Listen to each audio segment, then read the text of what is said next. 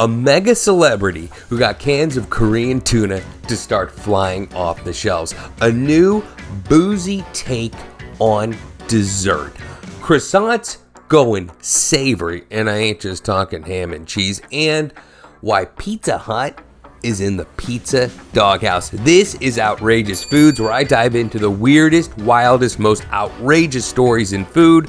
Buckle up, because this is gonna be one wild ride. First up, your girl, Cardi B. She jumped on Instagram Live, no surprise there, but then she proceeded to chow down on gochu chamchi. Now, if your Korean is about as rusty as my pronunciation technique, that translates to Korean canned spicy tuna.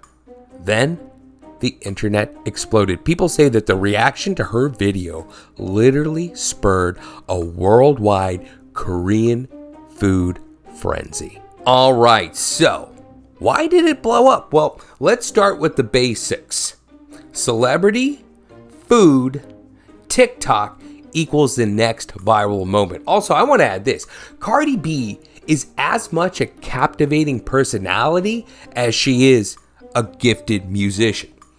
Also, let's look at the food. Canned tuna is accessible and it's literally exotic. We're talking about spicy Korean seasonings. This also leads to viral gold. Finally, brands noticed. One Korean canned tuna maker started distributing in the US because of the buzz. And I'll tell you something, when brands notice, the dollars start flying. All right, I'd like to say that Korean food is truly having its moment after recent years, but this just puts it over the top. I mean, Cardi B plus the outrageously deep flavors of Korean cuisine. Now that is a food show I'd watch. Outrageous rating, 8.5 out of 10. I mean, look, the tuna just sounds freaking delicious.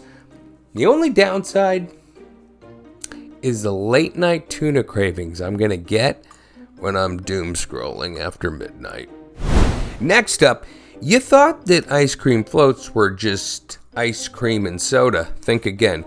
A new viral trend has developed with red wine and ice cream. Hear me out. You take a glass, you throw in a scoop of ice cream, and you pour red wine over the top. Let's talk this one out. Why is this happening? Well, let's start with the obvious, folks.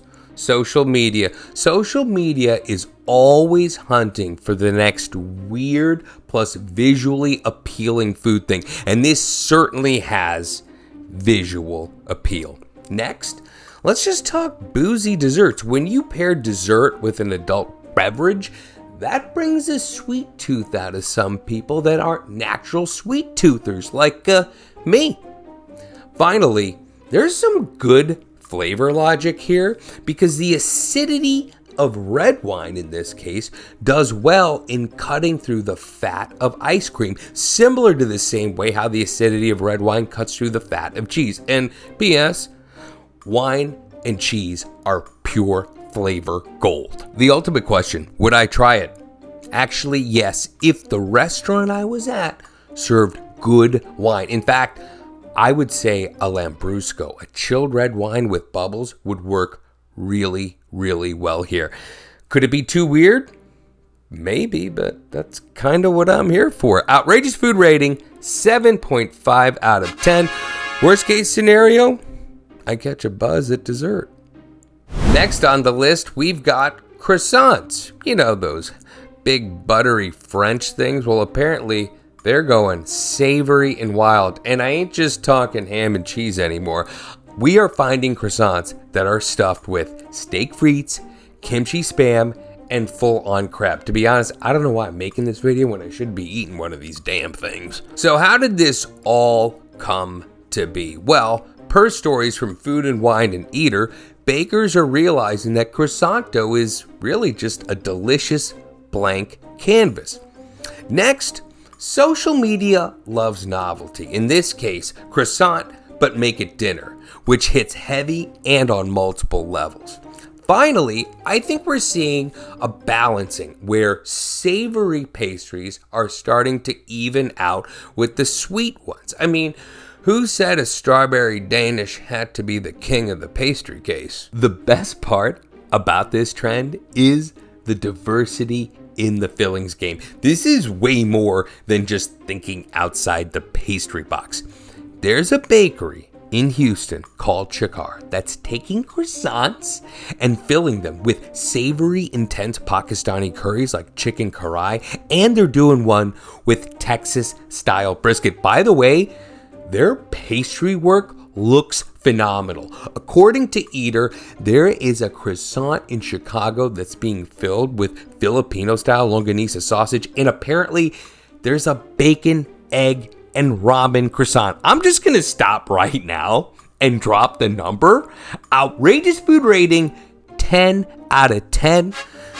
This almost makes up for last week's pasta cooked in Coke. Finally, a pizza giant that might be losing its slice. Yep, we're talking about Pizza Hut. So, what happened to the Hut? Well, according to recent reports, same-store sales are down, dine-in business has all but collapsed, and tech and delivery innovations that have propelled competitors like Domino's and Papa John's have left the Hut in the dust. All right, so what is hurting the Hut? Well, let's start with their business model.